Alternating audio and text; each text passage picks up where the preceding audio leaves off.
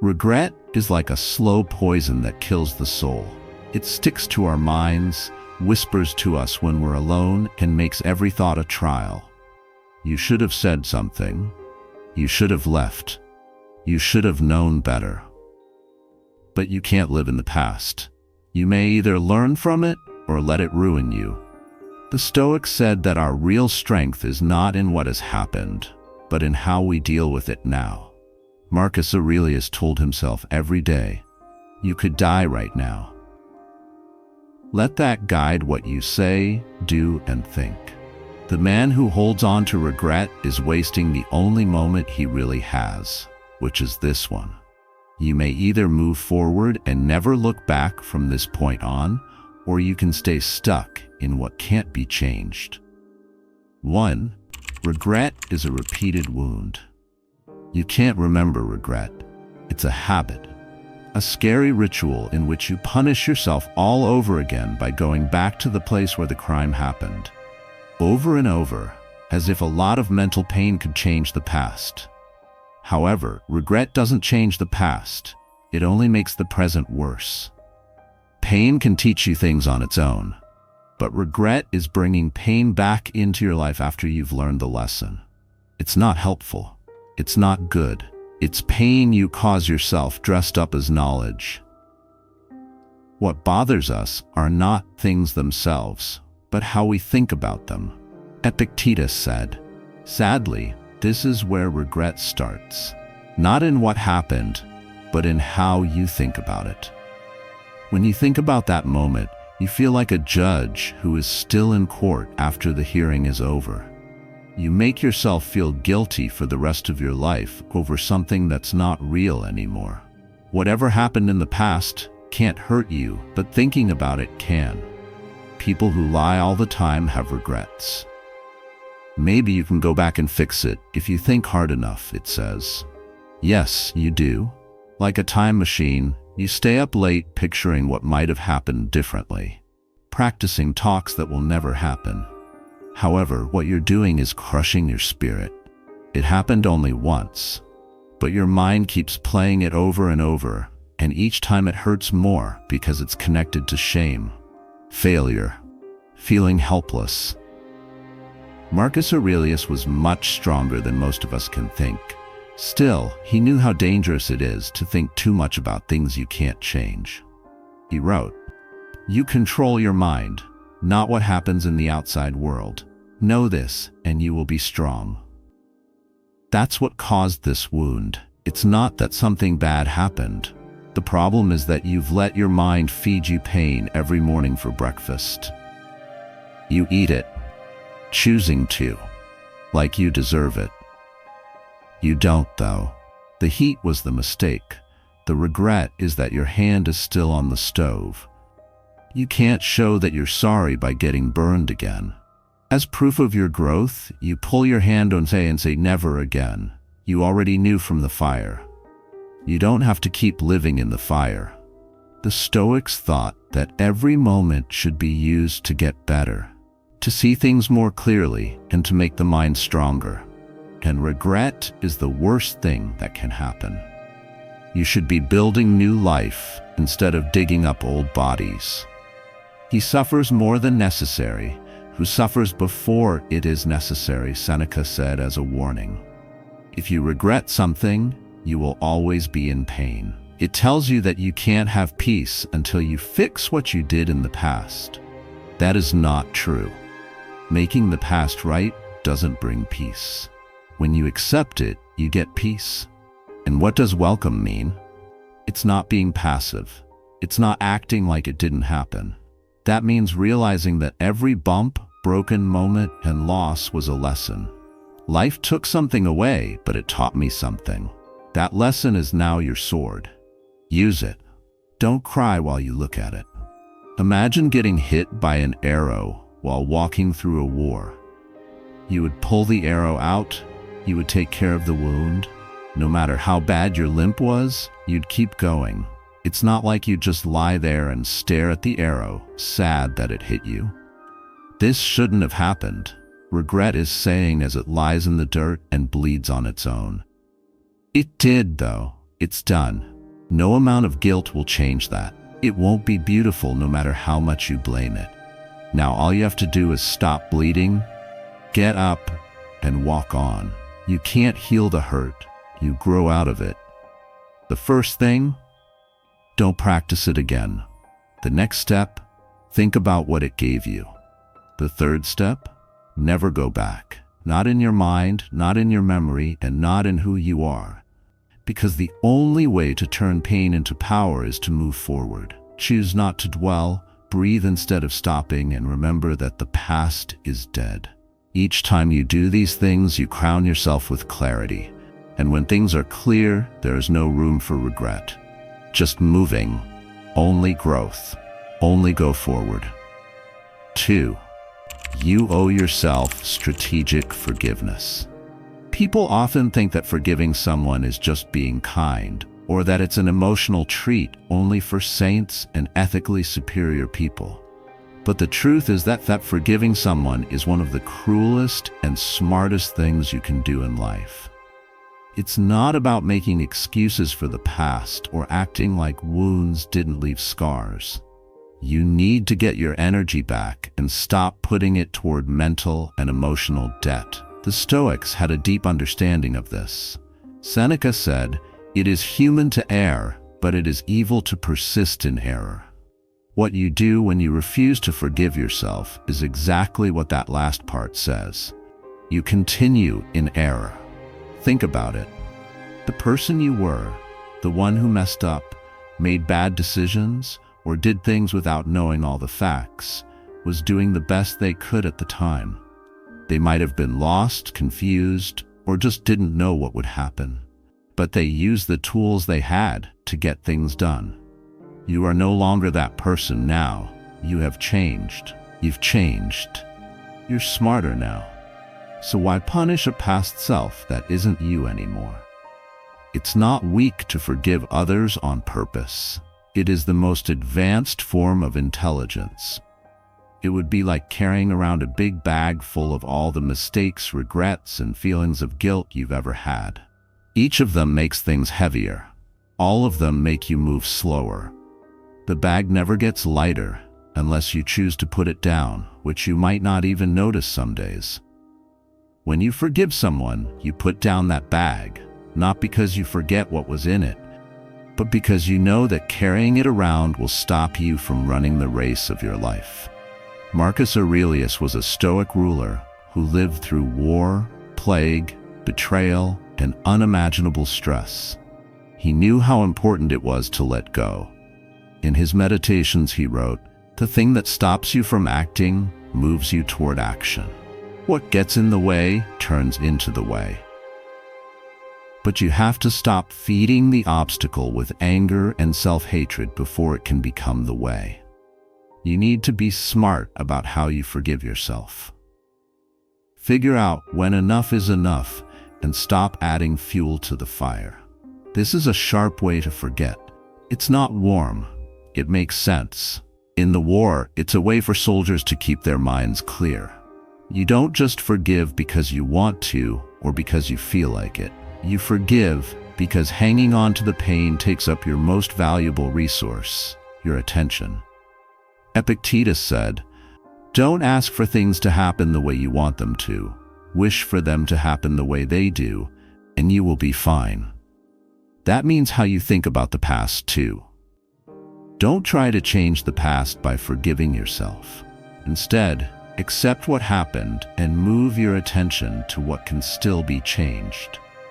Forgiving someone in a planned way is an act of authority. When you let go of sorrow and shame, you take back control of your story. That's when you tell yourself, "I learned. I've paid for it. I'm going to use that price as money to buy freedom now." It means being aware of your flaws without letting them define you. It means realizing that mistakes are going to happen, but that punishing people all the time is not necessary. Forgiveness is like cutting back a tree. To make room for new growth, you cut off dead branches. You don't look at the cut and feel sad about what was lost. Instead, you look forward to the new fruit and leaves. Being able to forgive makes it possible to grow. You suffocate your own potential without it. Seneca also said that punishing yourself too much could be harmful. No man is crushed by misfortune unless he has first been fooled by prosperity. We forget how weak and flawed we are by nature, so we hold ourselves to standards that are too high. Strategically forgiving yourself is a sign of humility because it shows that you understand that everyone is flawed. But there's a catch. Forgiving someone doesn't mean you can make the same mistakes again. That is where plan comes in. There are conditions that come with this acceptance. You set these conditions to protect yourself in the future. You forgive because you don't want to be stuck. But you also learn from your mistakes, change, and make sure you don't fall into the same ones again. That's how forgiveness can help you fight guilt. It says, "My past will not hurt me. It will be under my control." This is what the Stoics call prohairesis, which means power of choice, or the ability to choose your attitude no matter what. You might not be able to change what you did in the past, but you can change how you treat yourself now. When you make this choice, something really cool happens. Your energy stops moving inward and starts to spread outward. Regret takes up space in your mind that can be used for inspiration, courage, and strength. You need to stop listening to old tapes of failure and start writing new songs of strength. Always remember that you owe it to yourself to choose to forgive strategically every day. It means you are at war with sorrow and self-doubt. It's not soft, it's not a personal thing. To stay alive, it means power. So start today, forgive with a purpose, forgive with understanding, and then use your forgiveness to move forward. Because you deserve to be free. 3. Trauma can shape you without defining you. Trauma leaves marks that can't be erased, and those marks are often painful. But trauma doesn't have to be the last word on who you become. When you've been hurt, betrayed, failed, or in pain, it's easy to think that those experiences shape who you are today. That is a lie the mind tells itself when it needs to stay alive.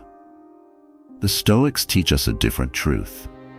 What happened in the past can teach you and change the way you see things, but it doesn't have to lock up your soul. One great example is Epictetus. Born a slave and physically disabled, his body showed the signs of hard times, but he wouldn't let those things define who he was. He said, "Every problem we face in life gives us a chance to look inside ourselves and use our hidden inner resources." To put it another way, trauma isn't just pain. It's a call to find the power that's hidden inside you. Your wounds may have hurt you, but how you react will determine what kind of person you are. Think of stress as a fire.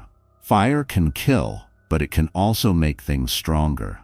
The heat that makes things burn can also turn raw rock into steel, which is tough, strong, and impossible to break. You might have been burned, and yes, it might leave scars. You decide, though, whether you'll turn into nothing but ash blown around by the wind or steel hardened by fire. Seneca said, "Difficulties make the mind stronger, just as work makes the body stronger." When you face trauma head-on with bravery and thought, it makes your mind stronger. Comfort can't teach you lessons like pain can. But the important thing is not to ignore or act like the pain doesn't exist. It's important not to let it decide who you are. A lot of the time, people get stuck in their trauma because they mix up their story with their fate. People say things like, "I am broken," or "I am damaged," as if they were fixed facts, not temporary states that can be overcome. The Stoic way requires you to do something harder. See yourself as a work in progress who can always grow, no matter what happened in the past. "The obstacle to action leads to action," wrote Marcus Aurelius.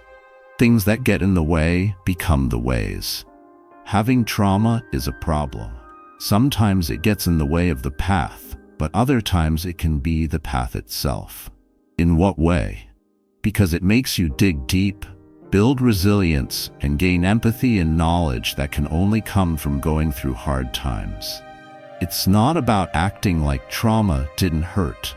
It's about using that hurt to drive your progress. Remember that your reaction is your power when trauma feels too much to handle. Modern philosopher Viktor Frankl was deeply inspired by Stoic ideas. He lived through unimaginable horrors in concentration camps. He taught people that they can choose how they feel, even when things are very bad. This fits with Epictetus's idea of prohairesis, which means having the freedom to choose in any scenario. You can't change what took place, but you can change what it means to you. Yes, trauma changes you, but it doesn't make you who you are.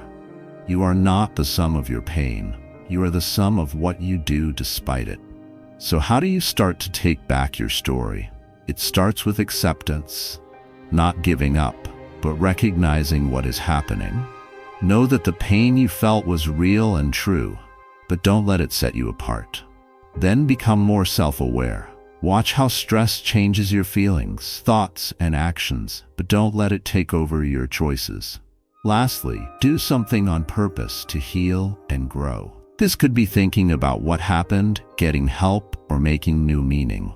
It will take some time and patience to do this. It's not a straight line. Things will go wrong. But keep in mind that the Stoics valued endurance. Marcus Aurelius said, "The art of living is more like wrestling than dancing." The fight is an important part of the change.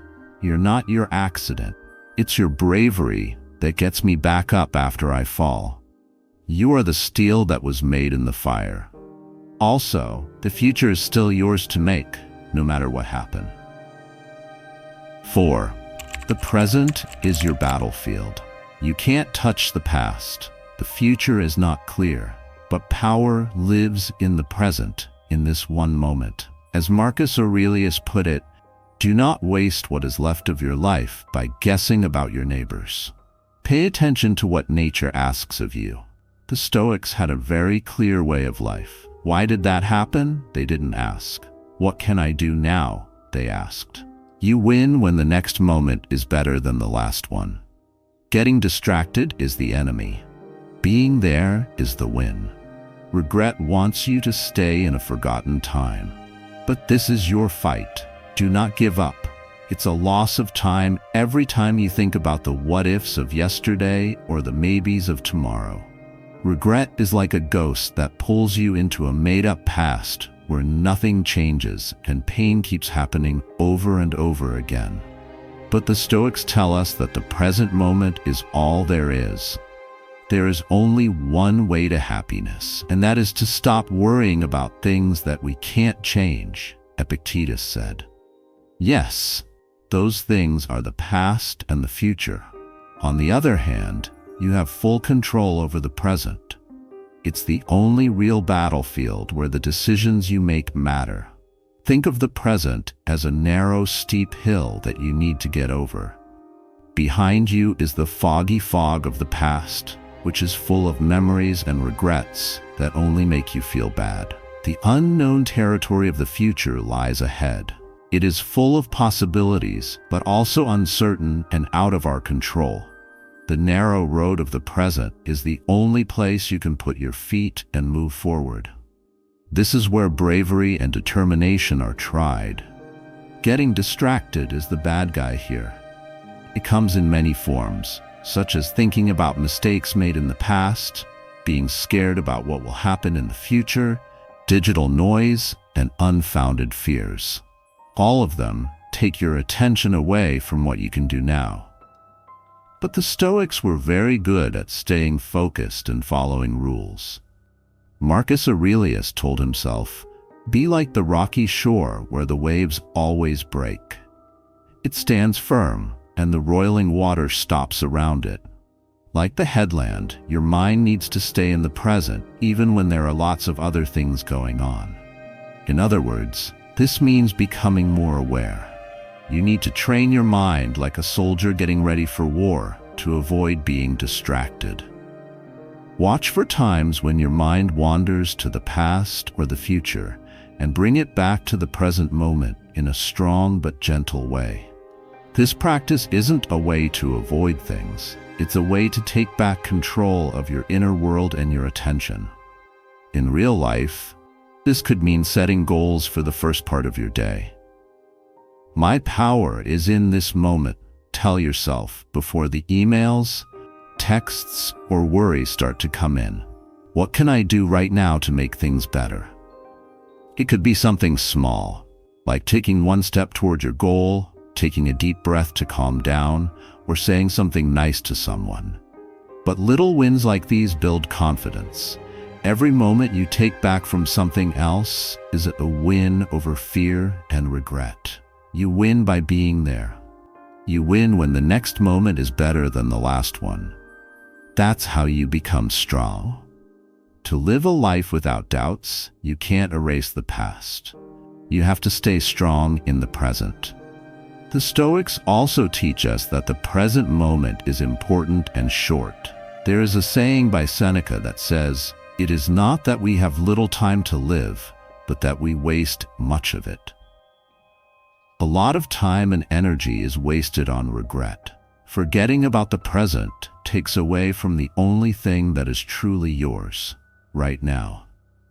Being in the present doesn't mean you forget about what you learned from the past or what you want to do in the future. To ground yourself in what you can handle right now is what it really means. Don't tie yourself down by past mistakes. Instead, use them as tools. Set goals for the future, but don't let them cause you stress. These forces meet on the ground of the present, and you decide what will happen. The ancient Stoics did this every day by writing in a notebook and thinking about things. Meditations by Marcus Aurelius is mostly a guide to staying in the present even when things are going crazy. He had to keep telling himself to focus on logic and action instead of feeling and getting sidetracked. You can do the same thing. Make it a habit to check in with yourself, clear your mind, and choose present over regret. When distractions come up, which they will, don't get angry about it. Meet it like an enemy scout and shift your attention to something else. This is mental training, and it gets stronger over time, just like physical training. The mind gets sharper, the will gets stronger, and the present moment turns into your fortress. Remember that you can't change the past or the future, but you can control this very moment. Do not give up. Listen. Move forward. No doubts, only moving forward. 5. Destroy the story that keeps you stuck. Sometimes people are hurt by the stories they tell themselves about things that happen. I'm the one who failed. I am the one who lost everything. Someone betrayed me. We carry these stories with us like shadows, changing how we see the world and ourselves. After a while, that story becomes a permanent part of your thoughts, like a tattoo. Unfortunately, you are not a figure stuck in the past. You are the writer of your own story and can change the plot at any time. Seneca said, "Like a story, life is lengthless. What matters is how good it is." The past is written down, but the next story is still unwritten. Pick up the pen that's dipped in courage instead of the one that's dipped in sorrow. What really happened doesn't matter as much as the stories we tell ourselves about who we are and what happened. It's simple to become the victim, the loser, or the betrayed person, and live your life as if those labels describe you completely. But these things are made up in your head and are not facts. You can question and change them, and it's your duty to do so. Take a moment to think about something that hurt you. How do you explain it to yourself? Is it a story of failure, hopelessness, and loss that can't be fixed? Or is it a story about going through hard times and getting stronger? This story inside of you shapes how you act in the world. When you hold on to a story of failure or betrayal for too long, those feelings become a part of who you are, and it gets harder to move on. Epictetus, who was born a slave and had a disability that kept him from walking, is a great example of how to break free from stories that hold you back. Even though things were hard for him, he decided to see himself as a philosopher who was in charge of his own thoughts.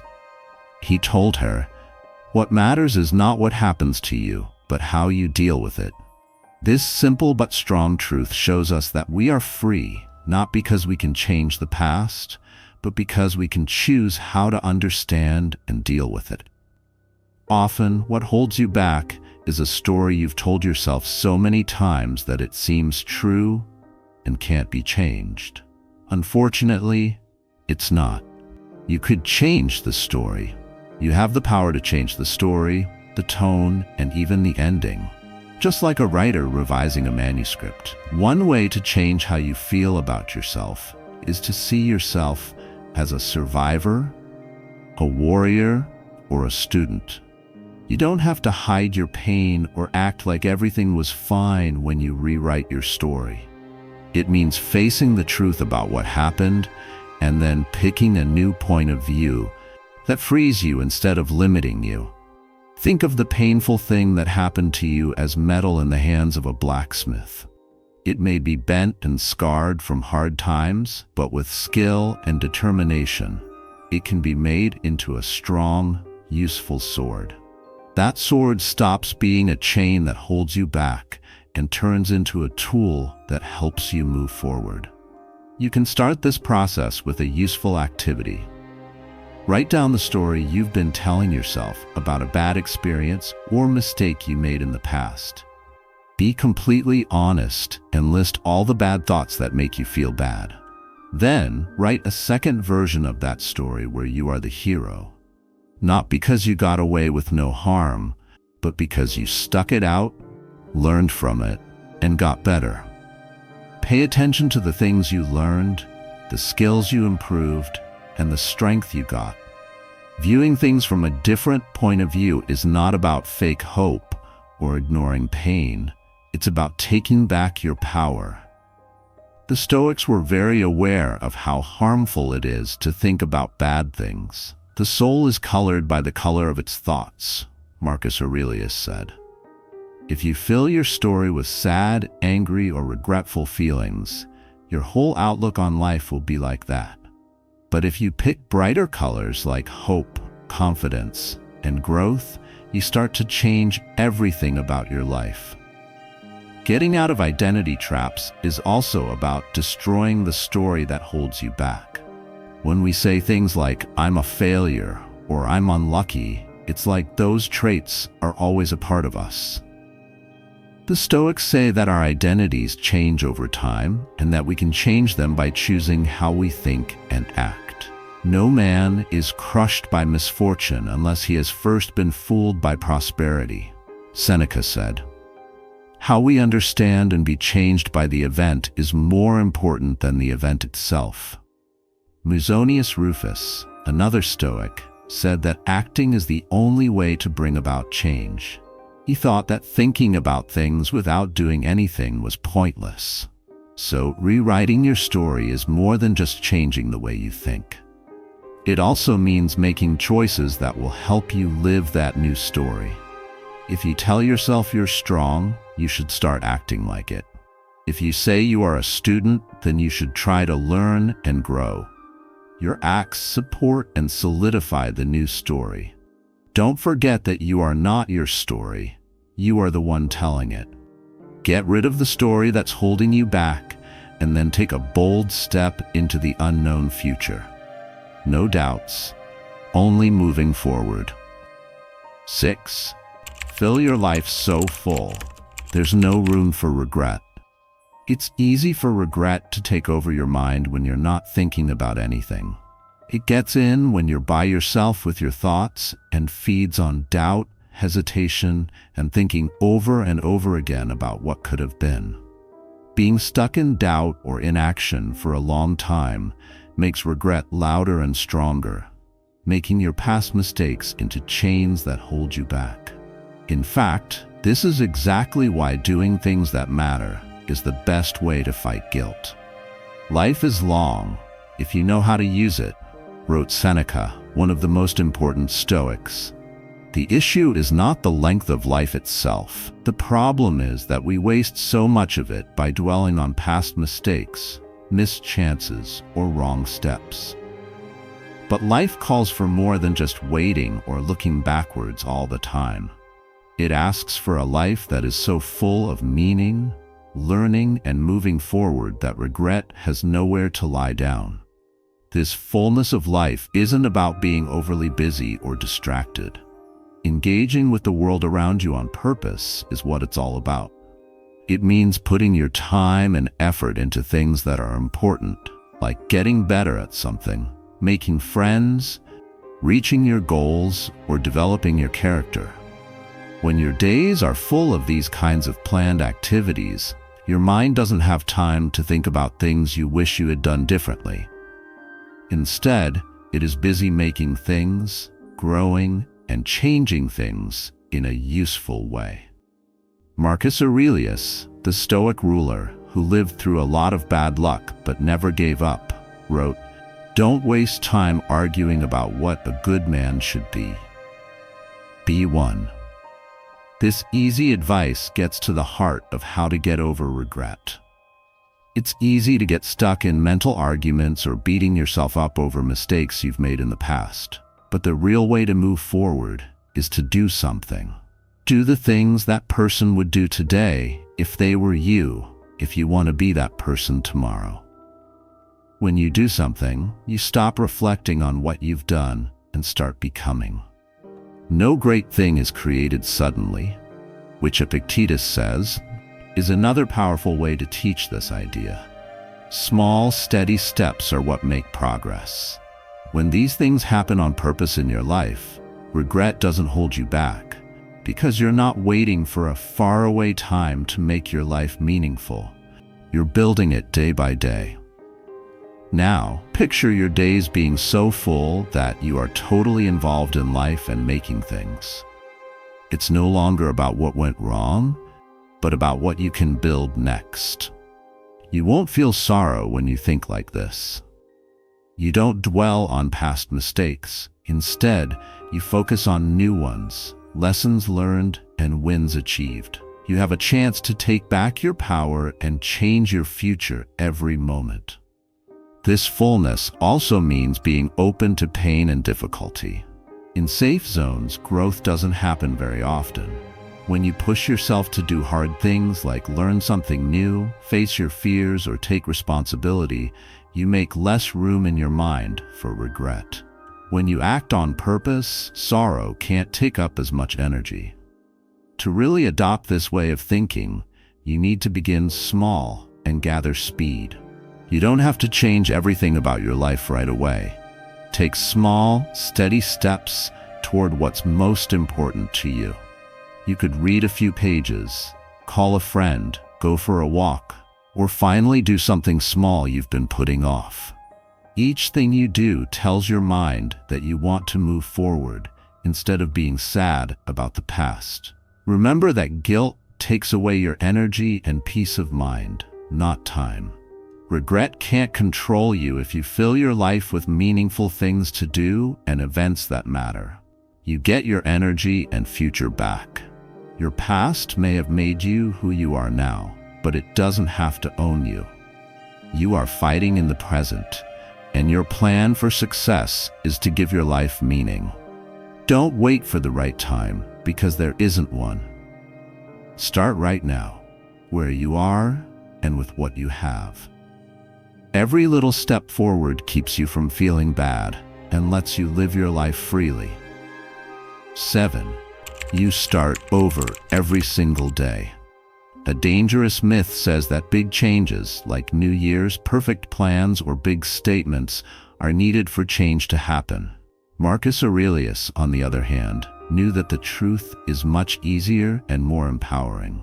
Every day is a new start.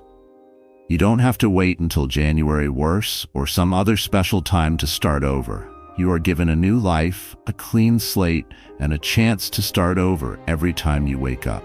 Marcus Aurelius tells himself every morning, when you wake up, tell yourself, I will meet selfish, ignorant, and hostile people, but none of them can hurt me. This wasn't just a daily boost. It was a bold way for him to take back control of his thoughts and how he reacted to things going on around him.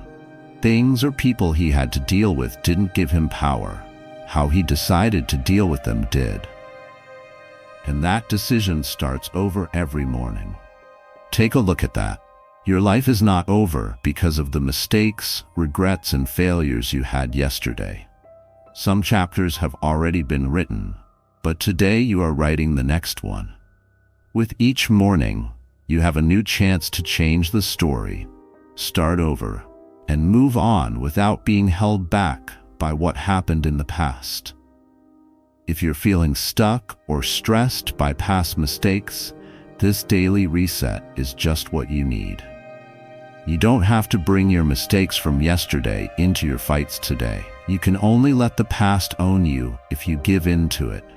But the present moment, this very second, has not been beaten. The page is clean and ready for what you want to do next. Epictetus said, "Don't ask for things to happen the way you want them to. Wish for them to happen the way they do, and you will be fine." It's not about accepting everything without question. Instead, it's about going into each day ready to learn, grow, and change. You don't waste time or energy on fights that were long ago when you start over every day.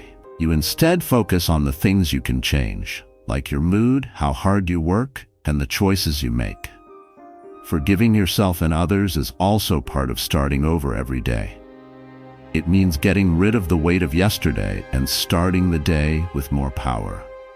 You don't have to carry around every mistake like a scar.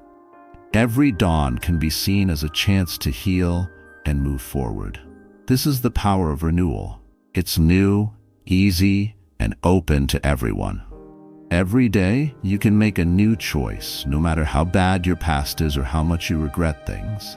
You can say every day, today I will do something different. I'm going to move forward today. Making this choice every day is the way a fighter thinks. It's a way to refuse to give up before the fight even starts. To tell you the truth, not everyone is grateful for this gift of daily renewal. Many people let their past mistakes determine their worth, or let guilt keep them from acting. Listen up, though. You have the power to get away. You don't need to wait for someone to give you permission, to be motivated, or for the right time. You already have the power to start over, and it wakes up with the sun. Life's path isn't a straight line. It's a collection of new starts. Today is a new day with a fresh start. You can change your story, act with purpose, and live without the doubts that try to hold you back. Do not wait for a different time to come along. Now is the time. You have the power. Today is yours to win. Remember that when the sun comes up tomorrow, you start over. Once more. Once more. You can only know until forward. 8. Outgrowing the past is the greatest tribute to it. Your past isn't something to be ashamed of or feel bad about. It's something you can use to build your life from now on. People often think that remembering their mistakes means dwelling on them forever, playing over and over their mistakes and punishing themselves for what was. But real honor comes from change and improvement. When you grow up, you honor your past. The person you used to be made decisions based on what they knew at the time. Now that you've learned and changed, you might never make those decisions again. We have made progress, not failed. That shows how strong you are and how easily you can change. It is a rough road that leads to the heights of greatness, Seneca said. So the hard times, mistakes, and failures you've had were not side trips. They were necessary parts of your journey. Every hard thing you got through and every lesson you had to learn the hard way became the strong ground you stood on. This base is real and can't be moved. Still, staying stuck in the basement of your past, full of sorrow and shame, is a missed chance. You should build on top of it instead. Build a life that is so full of meaning, growth, and purpose that it takes precedence over everything that came before it. Getting over your past means you don't let guilt control your present or your future. You know where you came from, but you don't want to be limited by it. You've won when you grow in this way, not just over your past mistakes, but also over the words of doubt, fear, and self-blame. You become proof of how powerful change can be. This was shown by the story of Epictetus, who was born into slavery and went on to become one of the most important Stoic philosophers. First, tell yourself what you'd be, and then do what you need to do, he told her. The first thing you need to do is picture the grown-up version of yourself, the one who doesn't carry sorrow and instead walks forward with confidence and clarity. Then, make a promise to do the things that will help you reach that goal. You can honor your old self the most by changing in this way. It's not being forgotten or erased, but rather raised through progress and growth. You should improve yourself and become smarter, stronger, and more powerful for the person you used to be. You can show regret how far you've come when it tries to come back. Respect the fact that you are no longer its prisoner and let it see how much you have grown. The life you've built is one that you will never regret, and it makes you proud, both of others and of yourself. Let's face it, reliving your mistakes is not a way to honor them. Instead, you should honor them by getting past them. Expand, change, and build. Your past should serve as a base, not a prison. Together, we can live a life that never looks back, driven not by sorrow but by what we learned yesterday and what we hope will happen tomorrow. Not sorry, only go forward. Now is the time, not this week. Not until you're fully healed. Right now. You don't have to be perfect. You don't have to be brave. You only need to face forward. That's the way of the Stoic. That's how a hero does things. If you don't feed the past, it won't bite back. You have to kneel to it for it to work. Get up, move around. Not because everything is fine, but because you are ready to be who you were meant to be and no longer need permission to do so. Not sorry, only go forward.